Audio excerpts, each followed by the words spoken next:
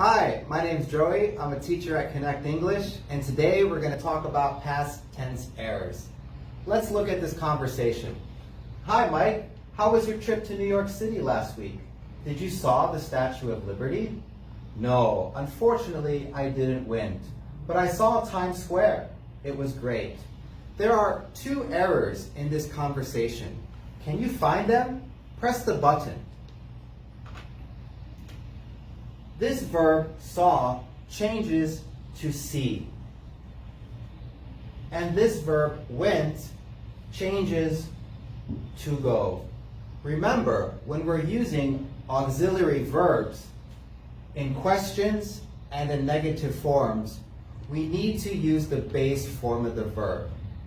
Thanks for watching, and don't forget to like it, share it, and follow me on Instagram at Professor Joey Greco.